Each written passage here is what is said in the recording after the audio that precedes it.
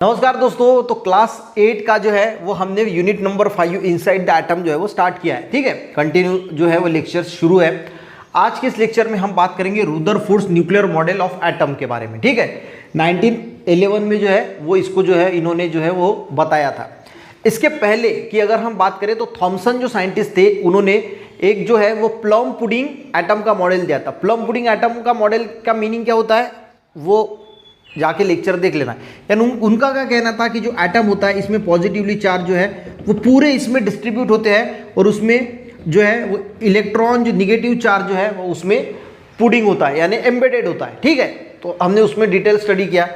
तो रुदरफोर्ड जो साइंटिस्ट थे उनको लगा कि ये एटम में जो है वो पॉजिटिव चार्ज पूरी तरफ डिस्ट्रीब्यूट होते हैं, यानी जो एटम का मास है वो पूरे एटम में जो है वो फैला हुआ था। ये पहले थॉमसन के यानी जो उन्होंने बोला था तो उस वक्त बोला था कि एटम का जो मास होता है वो पूरे इसमें डिस्ट्रीब्यूट होता है। तो रुदरफोर्ड ने एक्सपेरिमेंट किया ये जानने के लिए कि ये सच है या फिर गलत है। अब उन्होंने क्या एक्सपेरिमेंट किया, एक गोल्ड की फॉइल ली। ठीक है, ये गोल्ड की फॉइल है, थिन गोल्ड की फॉइल ली और यहाँ से इसको अल्फा पार्टिकल जो है इस पर बम्बार्ड किया।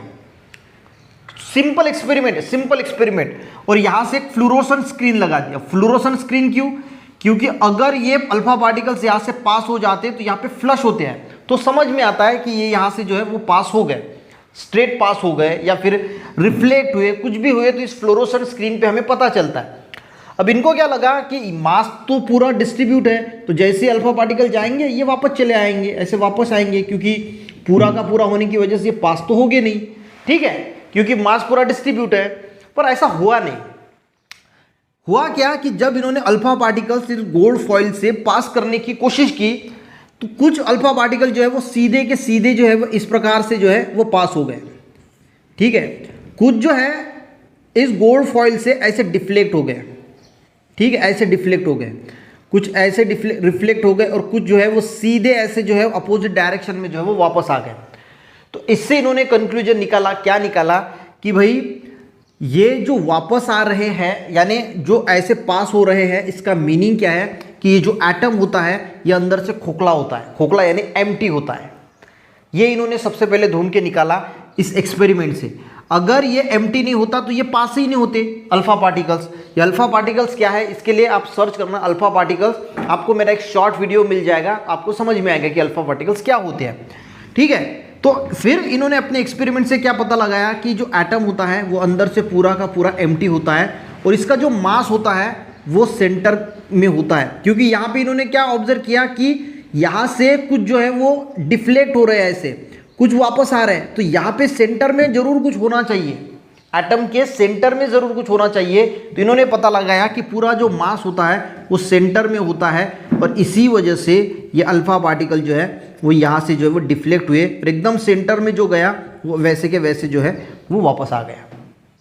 तो इसको जो इन्होंने खोज की तो 5 पॉइंट्स इन्होंने बताया कि इलेक्ट्रॉन जो है वो इसके अराउंड जो है वो मूव होते हैं। पर इलेक्ट्रॉन के बारे में भी पूरा यानी कितने शेल्स होते हैं ऐसे इन्होंने बताया।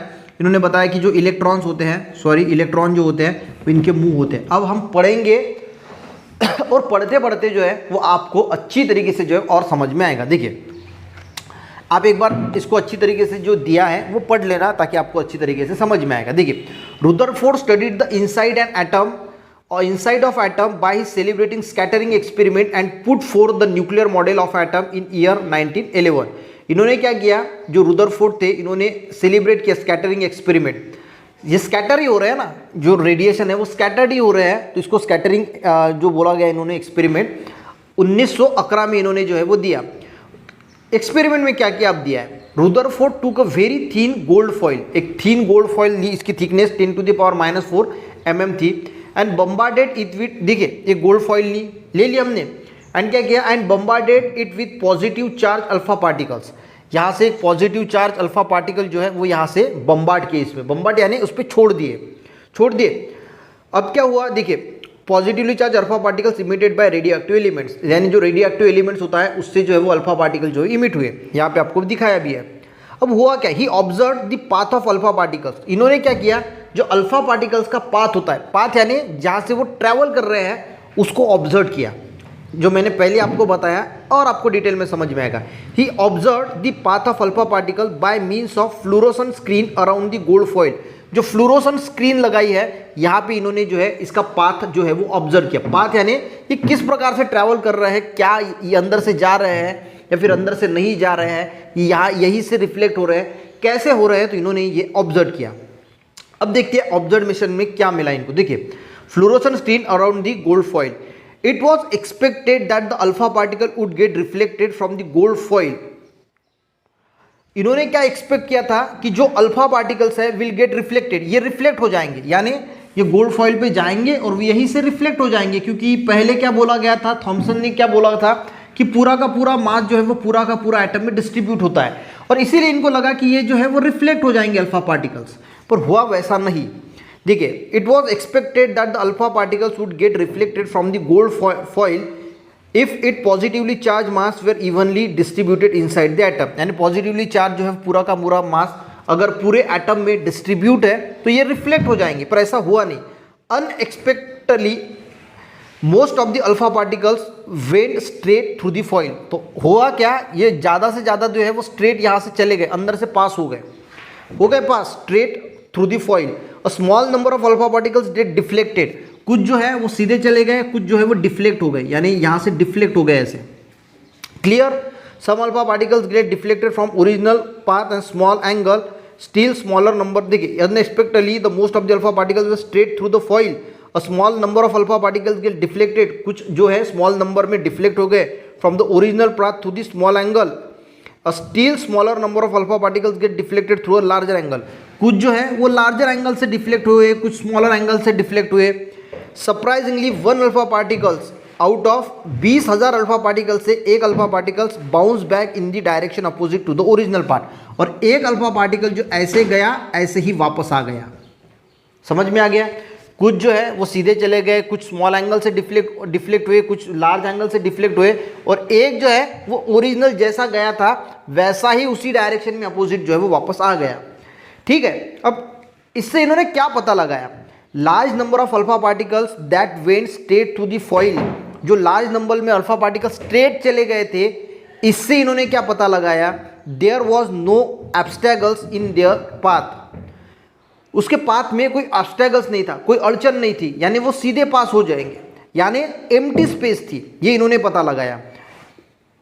It mean that there must be mainly an empty space inside the atom, इसका मीनिंग क्या है कि अंदर जो है वो एम्प्टी स्पेस है।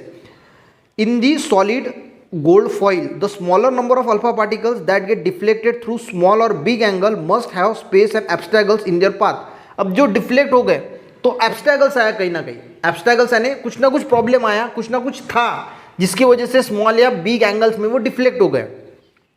लास्ट में देखते क्या हो, it mean that positively charge and heavy part causing abstraction, यानी जो पॉजिटिव चार्ज, जो हेवी पार्ट है, भारी पार्ट है, जो पॉजिटिव चार्ज वाला, causing abstraction would be in the centre of atom, तो वो सेंटर एटम जो है उसके सेंटर में होना चाहिए, ये इन्होंने पता लगाया। From this Rutherford put fourth nuclear model of an atom, तो इससे इन्होंने जो है वो न्यूक्लियर एटम, सिंपल मैंने आपको बताया, गोल्ड फॉइल लिया, उस पर अल्फा पार्टिकल्स बम्बार्ड किए, इसके ऊपर फ्लोरोसेंट लगाया, तो इन्होंने देखा कि कुछ सीधे जा रहे हैं, कुछ स्मॉल एंगल में डिफ्लेक्ट हो रहे हैं, कुछ बिग एंगल में डिफ्लेक्ट हो रहे हैं, और एक तो जैसा गया वैसे ही वापस आया। तो एम्प्टी स्पेस होने की वजह से ये सीधे चले गए, कुछ जो है अंदर एटम के अंदर सेंटर में कुछ ऐसा हेवी पार्ट है जिसकी वजह से ये डिफ्लेक्ट हुए और ये वापस चला आया। तो इन्होंने क्या पता लगाया कि एटम का जो मास होता है वो पूरी तरफ एटम के पूरे इसमें डिस्ट्रीब्यूट नहीं हुआ होता, तो वो एक सेंटर में जो है वो होता है, ये इन्होंने पता लगाया। ठीक है, तो ये सबसे बड़ी इनकी खोज थी। अब इससे इन्होंने क्या क्या बातें फिर बताई, वो जो है वो 5 बातें आपको यहाँ पे दी है। There is a positive charge nucleus at the centre of an atom, इन्होंने क्या बताया, जो एटम होता है इसके सेंटर में एक पॉजिटिव चार्ज न्यूक्लियस होता है, यानी एक न्यूक्लियस होता है जिसपे पॉजिटिव चार्ज होता है, ये इन्होंने बोला। ठीक है, almost the entire mass of an atom concentrated in the nucleus. अब इन्होंने नई बात बताई कि जो एटम का मास होता है वो सेंटर में होता है, पूरा का पूरा मास पूरे इसमें डिस्ट्रीब्यूट नहीं होता। जो थॉमसन जी ने बताया कि पूरे के पूरे यहाँ पे डिस्ट्रीब्यूट होता है, तो इन्होंने बताया पूरा नहीं होता, सेंटर में इसका मास डिस्ट्रीब्यूट होता है। तीसरी बात बताई कि negatively charge particles called electron, जो निगेटिव चार्ज पार्टिकल्स है जिसको इलेक्ट्रॉन बोला जाता है, इलेक्ट्रॉन ये जो थॉमसन थे साइंटिस्ट, इन्होंने इसको नाम दिया था electron, revolve around the nucleus, तो इन्होंने क्या बोला था, ये एम्बेडेड है। ठीक है, थॉमसन जी ने बोला था कि ये एम्बेडेड है।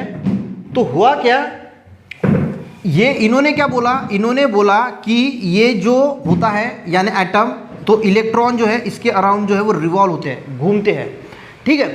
The negative charge particles called electron revolve around the nucleus. The total negative charge on electron is equal to the positive charge of nucleus. जो टोटल यानी जो टोटल हमारा देखिए टोटल निगेटिव चार्ज, जो टोटल निगेटिव चार्ज होता है on, देखिए negative charge particles called electron revolve around nucleus. The total negative charge on all electrons is equal to positive. जितने इलेक्ट्रॉन होते हैं उतने पॉजिटिव चार्ज होते हैं न्यूक्लियस में। देखिए the total negative charge on all electron, जितना इलेक्ट्रॉन पे नेगेटिव चार्ज होता है is equal to positive charge on nucleus.